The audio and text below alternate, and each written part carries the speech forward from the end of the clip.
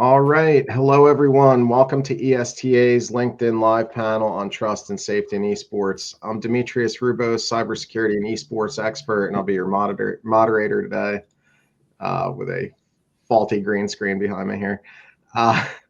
We're here to explore how we can reduce risks in esports, harassment, cheating, scams, and other such things, while also enhancing player experience, performance, and competitive integrity.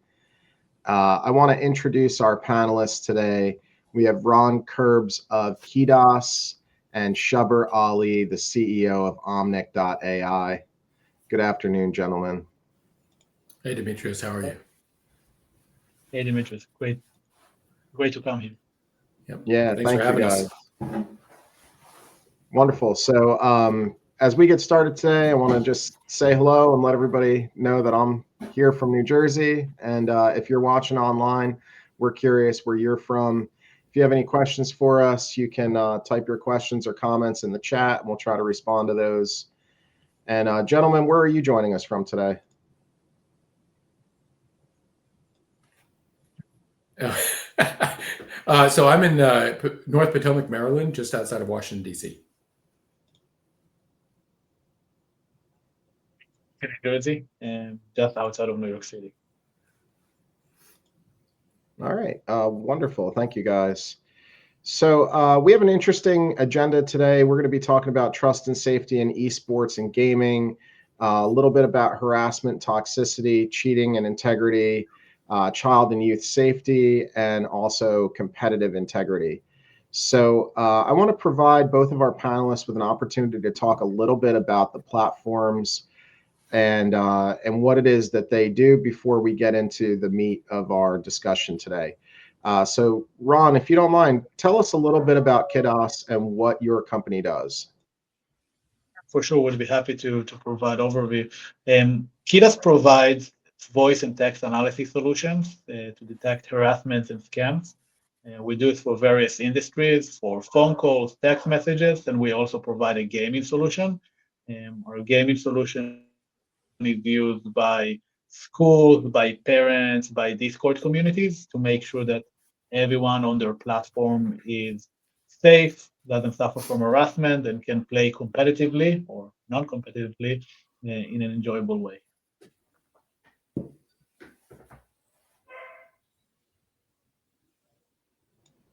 Wonderful. And my understanding is that your platform processes both text and voice in Discord and a variety of different video games, and really is the heart of trust and safety when it comes to online moderation in gaming platforms. Yeah, it is. So one of the nice things that we do is we can connect to the voice conversation and the text communication within more than 2,000 games. Once we do that, we combine the information with the events of the game, and we're able to detect signs of bullying, harassment, scams. And in gaming, it's a little bit different than in other, platforms, social media, texting. In some of the cases, something that would be legitimate in a game, like saying, "Hey, I'm going to kill you," or "I'm going to shoot you," is part of the game, and you're just playing against someone. And definitely, in social media, it would be considered harassment or a threat. And that's why we need to, get observability to what is happening within the game, and we also need to adjust it to the age of the players. So things that we want to alert about, cases of 8-year-olds are not the same as someone who's 15 or 16, and we're supporting a wide range of ages from 8 to even up to 18 for our high school customers. And are you doing anything in the collegiate space at this point? Yeah, for now we're not doing anything in the collegiate space. Definitely something that we would be open to doing. For now, we've been seeing that specifically high schools and middle schools are looking for solutions to detect scams and harassment on their platforms. For now, no collegiate gaming. All right. Excellent. And Shubber, can you tell us a little bit about Omnic.ai and what you're working in? Yeah, sure. So, Ron, what you've got sounds really interesting. We definitely have to talk more afterward. So Omnic is an AI platform that has multiple uses in the gaming, specifically the gaming and esports space. So where we started was purely in the coaching side. So essentially, think of it as an AI coach, either for you as an individual, and there's 3 billion gamers out there worldwide, just to help you get better at games.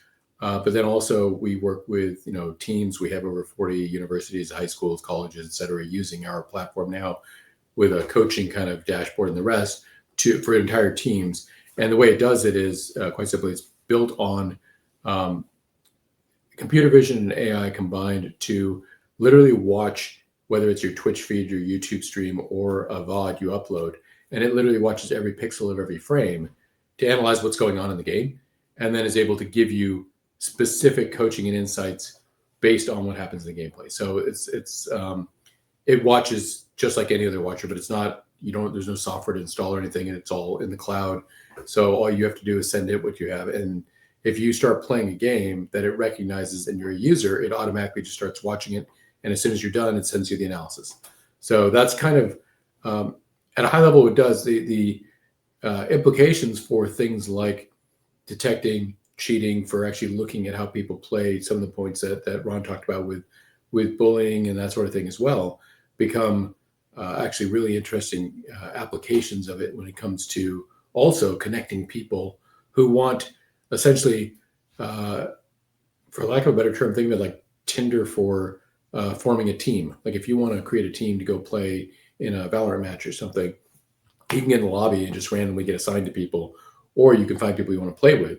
But how do you find people you want to play with who are aligned with your values, so aren't going to be jerks, et cetera, et cetera, et cetera. And this is one of the things that it can help by fingerprinting players. So that's Omnic in a nutshell. That's really interesting. And quick follow-up on that, do you detect griefing in game and different kind of things like that? I mean, that's sort of on the trust and safety side of things. It's one of the things we're working on right now. So we are still a very early company. We just really kind of came out of beta in the last year and a half, and we don't have thousands of games like Kidas does, but the games we cover right now as we're expanding. We cover all the major ones like the Valorant's, Fortnite's, Rocket League's, Overwatch's, Marvel, et cetera, et cetera. But we are constantly adding new games, because to train the AI to actually understand a game takes, on average, 10 to 12 weeks. To get it to the point where it's very accurate in terms of recognizing what it's seeing, because it's a bit like a self-driving car. It's just computer vision. Right. So griefing is an area that we are actively thinking about. Like, how do we take understanding what a player is doing and then turn that into things that you can derive from that. So like there's a platform, and then there's lots of applications around it.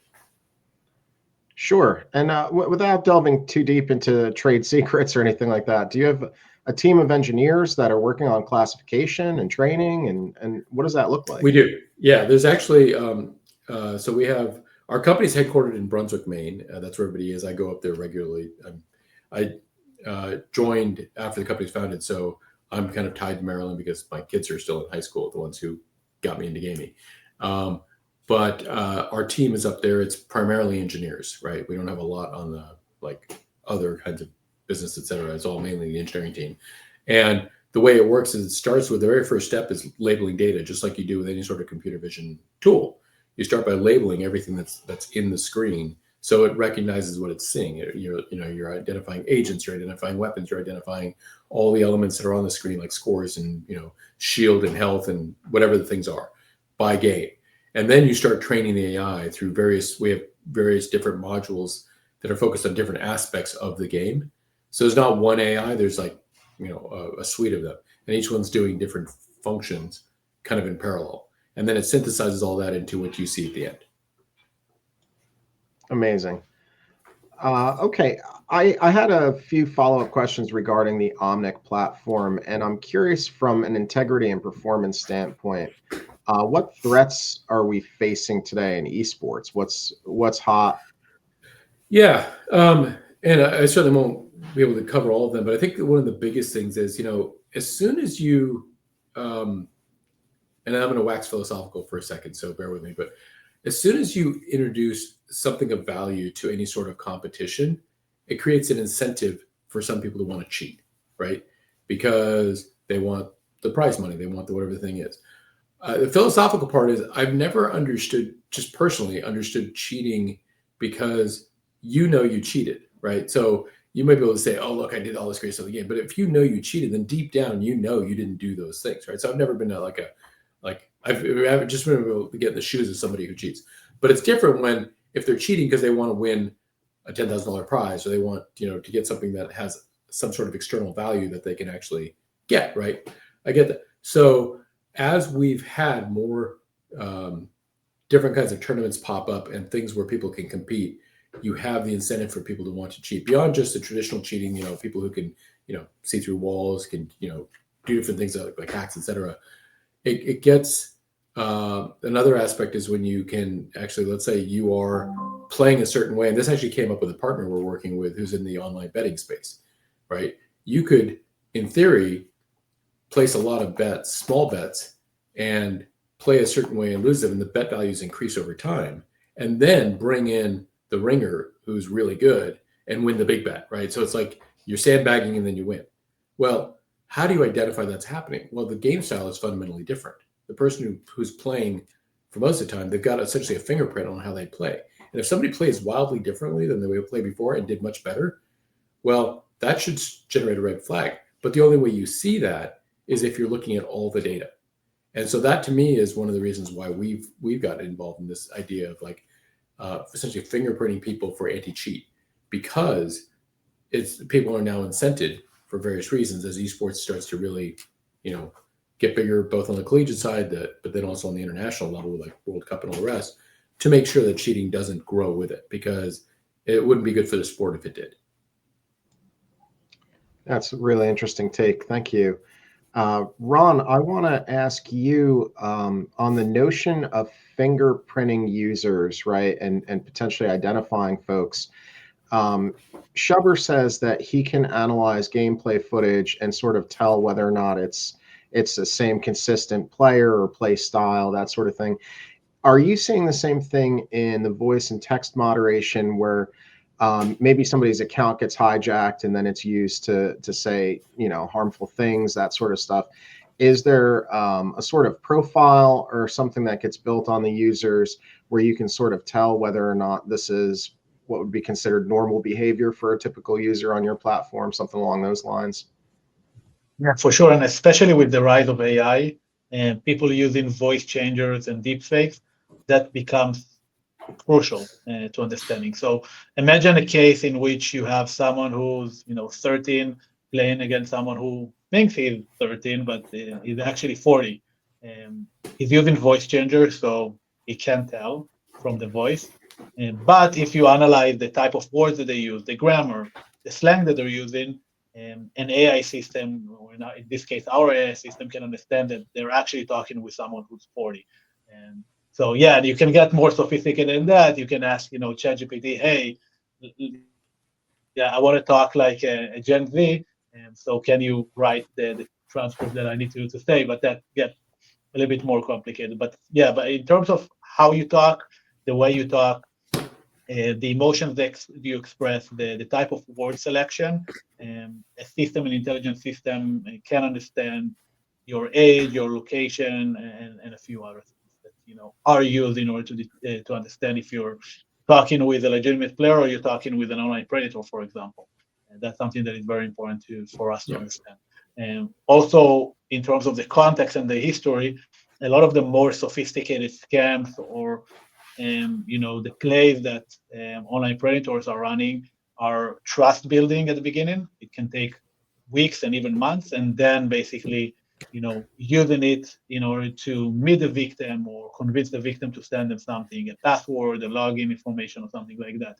And so that's something that you need to understand as part of the context. So you definitely have to understand the history of the conversation in order to prevent some of the risks that we're dealing with. So to your question, definitely need to understand the profile, definitely need to understand the context and the history of the conversation. That's amazing. So your platform monitors over 2.4 million voice conversations per month. And I'm curious, what patterns do you see emerging and how do you intervene early? Yeah. So one of the things that we were seeing a lot is, scams. And that's something that, used to be, a danger, but it's becoming a huge danger, specifically because people use the virtual assets in those accounts, Robux, V-Bucks, and basically move them to their account. So we've been seeing the trend of people building trust with other players, playing with them for months, and they were like, "Hey, let's switch account. I can, help you with that." Stealing all of their virtual assets, moving into their account, and now now prove that you're not the one holding the account, or you didn't give access to someone. So we've been seeing kids losing basically all of their life saving, virtual life saving, which means a lot for them. And for some of the non-players or non-gamers, it's that I just like virtual assets, but it's not just virtual assets. It was a lot of money, real money, and it also there are a lot of hours invested in those platforms in order to get those virtual assets. So that's one trend that we've been seeing quite a bit. Hey, can I ask a question, Demetrius? Yeah. Of Sure. Ron. So I'm curious because that's, to me, it seems like there's an opportunity and really an onus on the game platforms to better educate their gamers, the platforms, especially the younger ones, about these dangers, because otherwise they only find out about it when it happens to them or somebody else, which is really a terrible way for, like, that doesn't, you can't scale. The easiest way to get rid of these kinds of problems is to educate everybody so none of them fall prey to it, right? So I'm wondering, how much have you and your company been able to work with the platforms to create content to share with, like, a new gamer? Like, it's like, here's a 101, like a short, either an infographic or like a 1-minute video or this kind of thing, to educate them when they're first starting, so that they know that these are things to like watch out for. Yeah, I think that's a great idea. We haven't been working with some of the big gaming companies. We have been seeing cases of especially kids on Roblox losing, Yep. a lot of Robux because of it. And the issue with that is that when game companies optimize the behavior, the play behavior, the user story, they want to optimize for those magic moments, the things that get your players hooked into the Yep. game.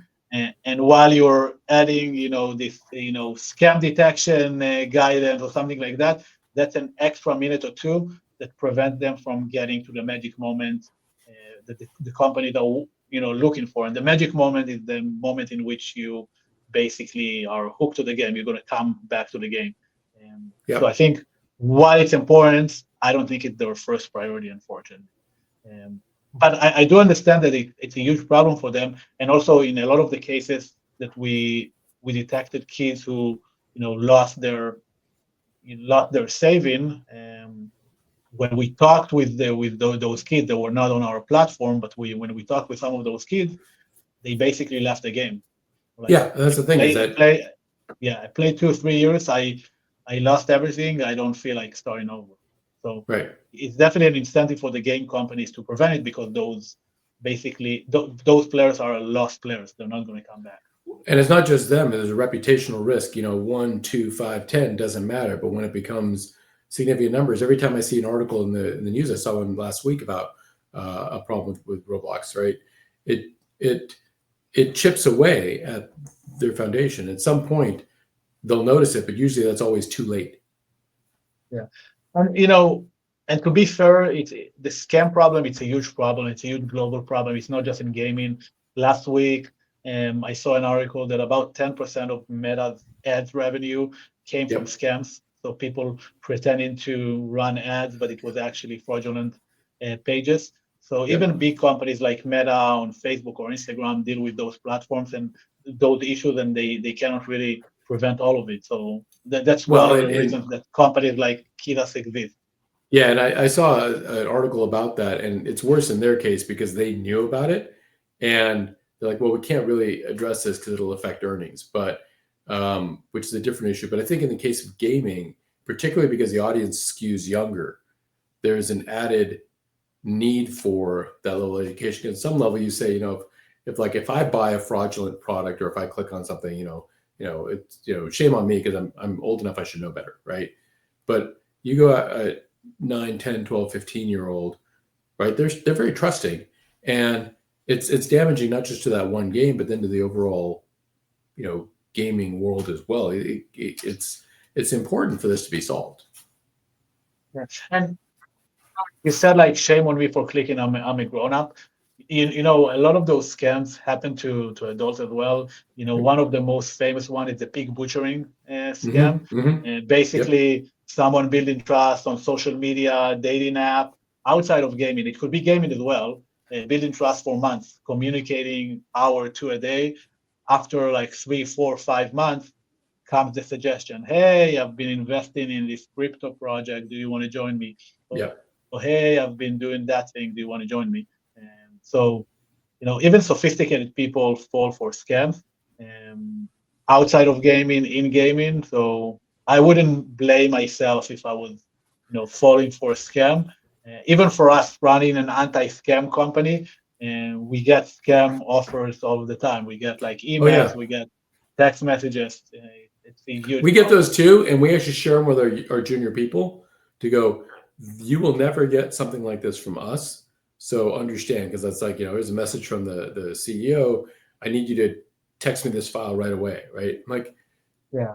On no planet will we ever ask you to send something that way. And, so like, it's important to educate people who don't know about what to look out for, which kind of bring you back to my original question of like, I think there's an opportunity in working with the publishers to create it not as the first thing they do, because I get it, the whole magic moment thing, but early on, I don't know if either of you ever play Minecraft, but I always love the example from Minecraft that when you're logging in and it's loading the game, there's always that little box in the middle with a tip, right? Because it's dead time and you're waiting, and it's like, okay, don't leave trees floating, or you can do this or whatever else. I'm like, that's useful.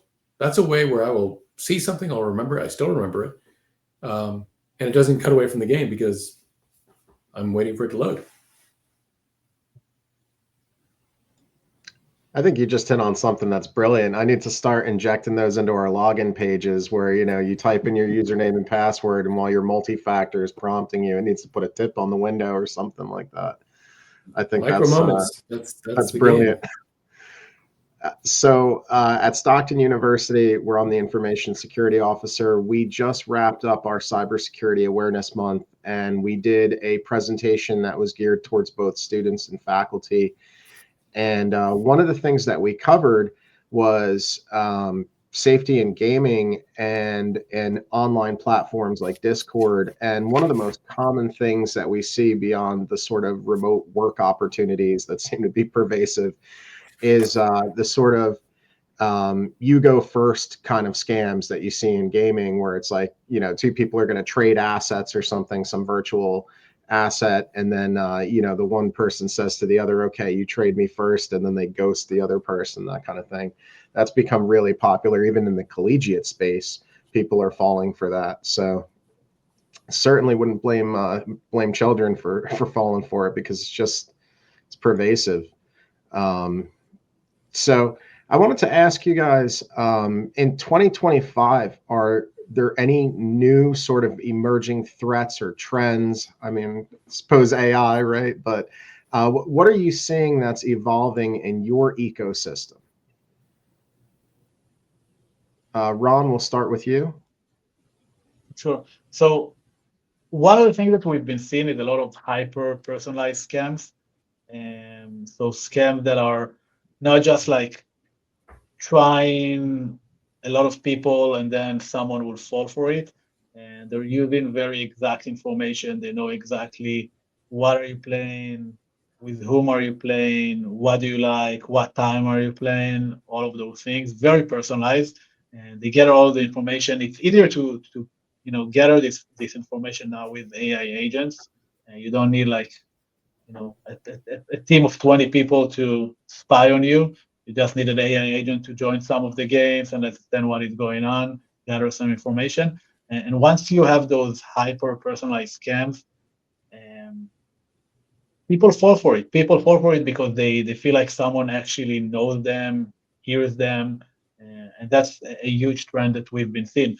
Talking about scams outside of gaming, I was at a conference in San Francisco, and one of our team members got a message, from me, it wasn't really me, that knew that I was at the conference, knew exactly what I'm, when I'm going to be there. Yeah, I posted about it on LinkedIn, but they used the information in order to attack, which wasn't something new. Attackers use social engineering all the time, but I think we're seeing it in gaming as well in 2025.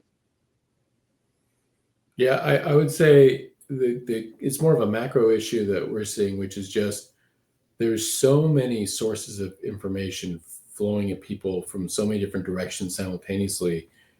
It's harder and harder for people to recognize what's like they should pay attention to and what they shouldn't. So filtering, right? The signal to noise is off the charts in the wrong direction. And so even like things I was talking about earlier with how do you interact with people and educate them on the problems is there's less bandwidth to penetrate to give them those messages because there's so many things happening. And now with the rise of AI and particularly with things like the Saurus and the rest out there where now you can do video, you can do audio, you can impersonate people's voices with a small clip. I still think they sound slightly robotic, but just the timing is off and the spacing. But people's trust factor goes down. And I think that also will have an impact in this area if we don't get ahead of it and fix it, because in a virtual community, all you have is trust, right? Because you don't actually see them as people, right? You see avatars, you see, usernames, you see that sort of thing. This will become a bigger, I think, issue going forward. Ron, following up on your story about being at a conference and then somebody having some intelligence about, let's say, when you're about to speak or something along those lines, and then utilizing that intelligence. We see that a lot at the CEO level, right, where there's fake LinkedIn profiles getting created and that sort of thing, where people are impersonating high-level individuals. I'm curious, though, and I'll ask both of you about this. Are your platforms detecting replicas? So say, for example, I'm Demetrius and I'm, let's say on Discord and I'm playing Valorant or something like that.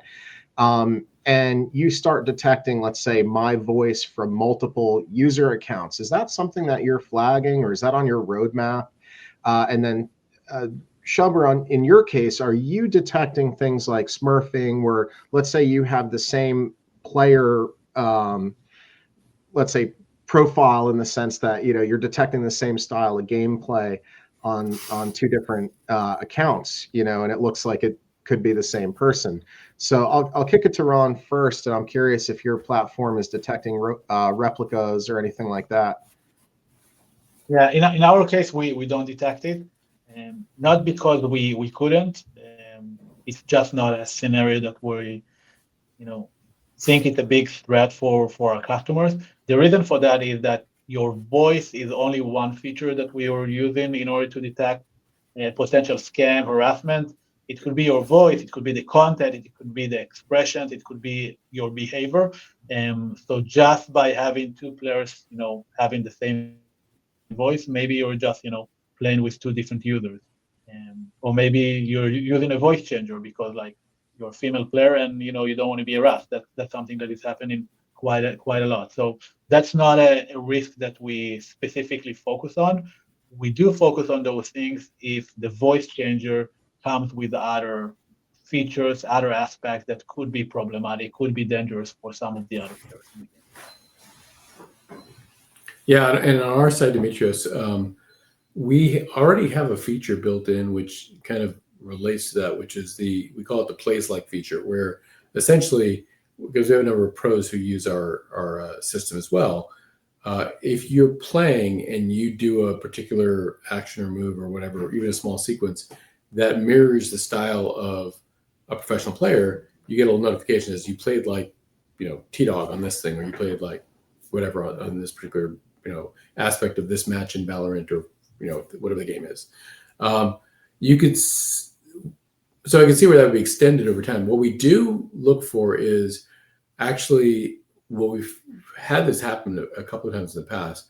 Again, I go back to I don't understand why people cheat, especially when it's to a coaching platform, but they'll upload the same video multiple times, or multiple people upload the same video of the same match.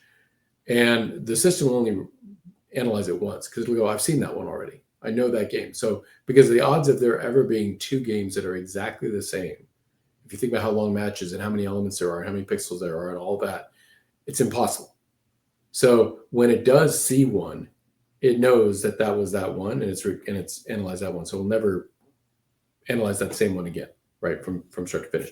And that's one way to identify, whose it was, because again, then you're matched against the fingerprint of the play style of the player themselves, and was this out of like normal parameters of how they play, or is it?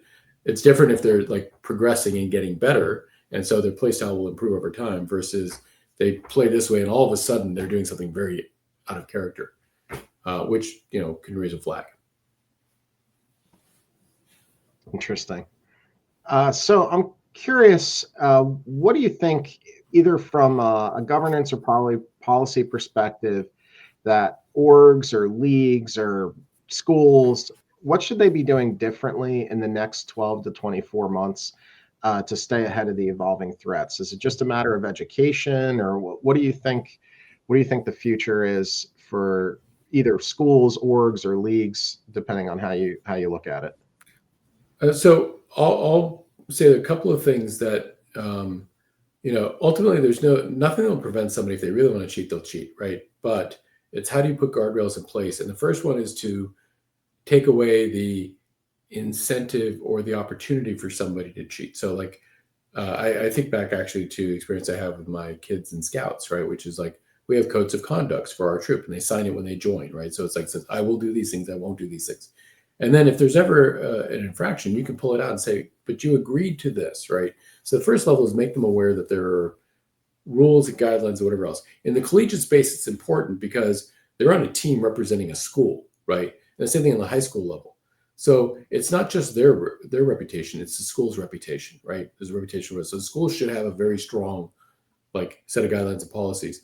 And then there's a second, so then there's things like, okay, well, you can individually be banned, but the team might be penalized for a period of time. So now the team has an incentive to police their players to make sure that they stay on the, kind of the straight and narrow. So you get these kind of multiple layers of protection on the kind of school side. Individually, it's very different because, other than if you can find somebody who's cheated and prove it, or harassed or bullied, depending on what the thing might be, how do you ban them, right? How do you ultimately block them out? Because that is one way to effectively do it, but you need to know how to take them out of that system. Yes, thank you. Ron, do you have any thoughts on that? Governance or policy perspective, what orgs, leagues, or schools should do differently in the next 12 to 24 months? I think one of the things that they should do, and we've been seeing high school esports coaches do in some of the schools, is analyze with them a lot of cases of toxicity, and not just because it's toxicity, because there is a lot of research that shows that when you're being toxic, you're being less productive as a team member. It affects your performance. So one aspect is being toxic, the other aspect is affecting the team's performance. And so analyzing with them, going back with them to the same moment, explaining what happened, what shouldn't have happened, and what is the right way to deal with those situations. It's basically emotional regulation.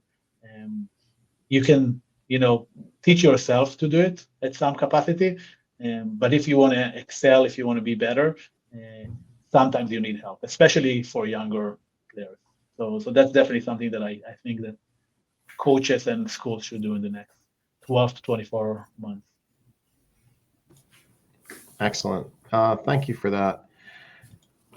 So I'm curious how your platforms go about actually doing the integration, right? We haven't really talked about the technical aspects of it yet. Shubber, you had mentioned that what you do is predominantly in the cloud, but I'm curious, if you could just walk us through, for folks that aren't super technical, how does the integration with your platform work? How do gamers use it? How do teams use it? What do the integration points look like? Well, and you're talking to somebody who's not very technical either. My CTO, the founder, he did a great job in building it so you don't have to be technical to figure out how to use it. So for any individual user out there, whether you're high school, college, my age, doesn't matter. Just if you just want to have a coach that makes you better, it's free. You just literally go to the forge.omnic.ai. So it's FORGE, forge.omnic.ai, and you can sign up for free. And when you sign up and create an account, the only thing we ask you for is your a name and email address so we can stay in touch with you. And you're off to the races. Now, you have 3 ways you can connect your system to Omnic so that it can see, because it has to see your games, right? The first one is if you stream to Twitch, just give it your Twitch stream. And then whenever you play a game that Omnic knows, again, the ones that I mentioned, like Valorant, Fortnite, etc., it just starts watching your gameplay. If you start playing a game like, League of Legends, we don't do League of Legends yet, it'll go, oh, interesting. Demetrius is playing League of Legends. I don't analyze that game. And it would just ignore you. But when you play a game that knows, it starts analyzing. And then when it's done, you get an email saying, your game's been analyzed, come to the Forge to see your results. And you literally log in and you can see it on a website or on your phone or whatever. The second way is, again, use your YouTube stream if you've got that. But if you don't stream, and a lot of people don't, right? About half our users upload VODs. You literally just upload the video of your gameplay when you're done, and it will do the same thing. It takes a little bit longer because it analyzes basically in real time. So if you play a 20-minute match and then you upload it as a video, it's going to take about an extra 20 minutes for it to finish analyzing that video, and then you'll get your results. But if you're streaming, it's analyzing as soon as you hit go. And so by the time you're done, it's already starting to get the results ready to give you and say, here's how you did, and here's how you can improve. And, for instance, you were using the wrong weapon with this agent, or you were reloading too often, or whatever the thing might be. Like your whole team rushed to site A and you should have gone mid, right? There's like whatever the thing might be. That's super cool. It sounds easy to use, easy to integrate, and stuff like that. I will say that we know the actual interface. It's a bit like, the way I describe it, it's a bit like the cockpit of a 747. If you're a pilot like this, you're a Cessna pilot, you look in there, you can be overwhelmed by the number of dials and switches and everything, right? But if you're a 747 pilot, it makes a lot of sense. Our interface gives you everything about your gameplay. And so what we're working on right now is a UI UX kind of refresh where we're going to break it into like chunks and modules so you can like unlock them as you get better. Or you can see it all if you want, but that way people really know what to focus on. So, but it is pretty straightforward, easy to sign up. And, we have about 14,000 plus users now. I mean, we just came out of beta a year or so ago, and we're over 14,000 users and growing pretty quickly. So that's amazing. Thank you. Yeah. And Ron, I'm curious for your platform, because of how many different ways people can engage and communicate across devices and things like that. How does that look? For us, we offer an easy installation. You install it on the PC. If you're a school, if you're a league, if you're a parent, you install it on the PC. We automatically do all of the connections in the background to more than 2,000 games. We automatically detect if the game is installed. If it's installed, we connect to the game. If you run a Discord community, we can install a Discord bot, and we can monitor all of the conversations and communication within your community.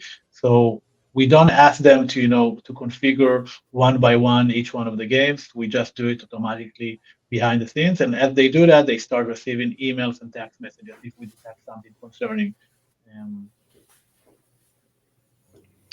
So for a parent that's interested in utilizing the service, let's say their child has a mobile device, a tablet, a PC, and a PlayStation.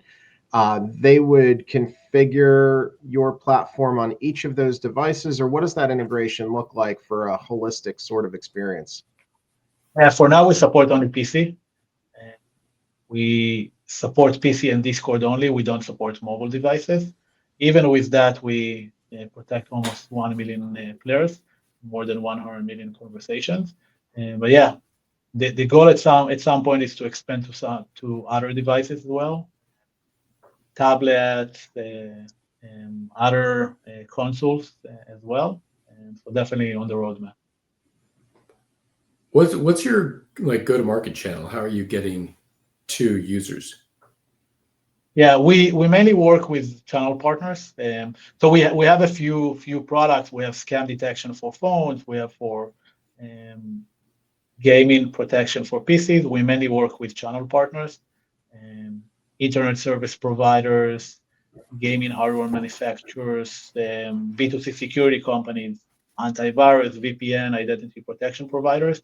They include it as part of their offering. It helps them with retention. It helps them with engagement of their customers. And so it's a win-win for everyone. It's a great business model. So we were talking about integration in terms of how to integrate your platforms. I'm curious about, given that you've now heard about each other's platforms, how do you see your platforms intersecting potentially in creating a safer and more vibrant esports slash gaming ecosystem? What do you think the integration points are there? Because it seems to me like your platforms could come together, at least in some respects, to offer a holistic sort of profile on both a gamer's interactions, both on and off the field, and then also in terms of their communications and stuff like that. So I'm curious what you two are thinking about that. Do you want to go first, or I can go first? You can go first. Okay, well, so I have some thoughts. I mean, the challenge is because we don't install software on computers, and the reason we chose not to do that is for gamers in particular. They don't want anything that's going to in any way reduce their performance of their machines, right? So they're like, I don't want any put it software on top of it. Plus, there's the trust factor of how do I know I'm not installing malware or something, some sort of hidden thing or whatever else. So we'd like make it easy for you. You send us what you want to have analyzed. That being said, I do think that there is a way to, if we can combine our analytics of players, including classification of skill level and the rest, which becomes important later, when people want to find people they can play with, right? There's this whole, how do I find groups that I want to be able, I'm comfortable playing with, I'm going to like, well, there's a trust component to how do I know that people I'm adding to my circle aren't jerks, right? Or are going to be abusive or whatever else. And it's particularly true for groups that are not your mainstream gamers, right? So you've got, it's not just gender, it could be race, it could be, orientation, a whole range of things. And the safety factor there is really important. So we say, okay, well, if we had a lens on these people are kind of, give them a scale of 1 to 10, where 10 is like they talk like Mr. Rogers and they're great and they're never going to be a bad player on your team. And a 1 is, they would embarrass sailors on a ship at sea kind of thing, right? It's like there's like a range there. And, and then you set your threshold of like, I'm forming a team and I only want people who are like similar to me within 1 number off. Well, I could see like, Ron's software being a way of identifying, if I overlay that on top of the players that we already have, saying with those same players, this subset would be great for you to partner with. They're your skill level, they play the same game you play, they are the same kind of temperament as you, whatever else, non-toxic, et cetera, et cetera. Could be a really interesting way to like create, especially as we do leagues, tournaments, other things like that. Shower, it's funny that you mentioned that. A few years back, we talked with a gaming company. I'm not going to say their name. And one of the ideas that their trust and safety team had was, let's create worlds of, the toxic players. Let's have all of the toxic players communicate with themselves so they won't interrupt, the other players. And one of the other ideas that they had was like, okay, in case we don't have enough toxic players, let's create AI agents, bots that are going to be toxic back to those players because it seems like they enjoy this type of They communication. enjoy the abuse, yeah. Yeah. And so it reminded me that like creating basically, it sounds like something from Black Mirror, like creating your social score in the game, or Yep. how good are you, bad are you in communication, how toxic are you, and basically setting the levels and the worlds based Well, on them. and it's funny. It also actually, it's very much like an episode of Mythic Quest, right? Where they finally created a server where all the people who wanted to be just really toxic Nazis, they just put them all there. They didn't realize nobody else was on that server with them, and It's like, okay, you all go over here and do whatever you're going to do, and nobody else even knows you exist, right? As a partition them off. But yeah, I could absolutely see it. I mean, that's one of the, at the very beginning of this broadcast. You know, when you introduced yourself, I was like, oh, we definitely need to talk, because I think there is an opportunity for this, again, as it gets more and more mainstream. I agree. Yeah. All right. Well, thank you so much, gentlemen. I think that you both made some really brilliant points, and it was great to spend some time with you today learning not only about what you're doing, but about your platforms as well. I want to invite our viewers, if today's conversation sparked ideas for your organization, you can follow the ESTA here on LinkedIn. And for upcoming sessions on esports leadership, innovation, thought leadership, anything like that, you can stay with us here at the ESTA. You can learn about and join the Esports Trade Association as a member. You can visit esportsta.org for that. Learn more about our panelists and their work at kidas.com and omnic.ai. Both are great resources for anybody looking to level up their trust and safety practices, the gaming and esports ecosystems. We're going to be sharing some event summary information, and we're recording this for folks that couldn't catch it live. Big thank you to our panelists, Ron Kerbs and Shaber Ali, for taking the time today and providing their insights and examples. And thank you for joining us live today. We hope that you'll save the date for the next Esports Next in 2026. These discounts will be available for our members at esportsnext.gg. Any final thoughts, Ron or Shaber? Just thank you. It was a great pleasure being here, and enjoyed speaking with you both. And Ron, we've got to definitely have a follow-up to schedule. Yeah, it was nice talking with you all. And I don't want to leave the listeners with the bad vibe of gaming. Not everyone is cheating on gaming. Not everyone is toxic. A lot of players are legitimate players. They're just playing for fun. They're competitive players, and they're good in what they do. And they don't necessarily cheat or try to scam people. And so while we were discussing the bad aspects of gaming, the potentially bad aspects of gaming, most of the gamers are okay. So then don't let it don't let it ruin the image of gaming for you.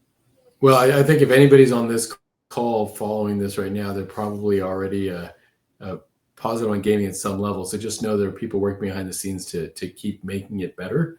And yeah, go enjoy it, because I mean, ultimately, why do you play games? To have fun. So go have fun. Yeah, we certainly see it at the collegiate level, the impact of gaming and esports on the students. It really is a happy way for them to come together. There's camaraderie. There's a lot of social development. So yeah, it is a very positive impact on people's lives. And I'm glad that there are folks like you that are doing the work behind the scenes to really make this a thriving ecosystem, if you will.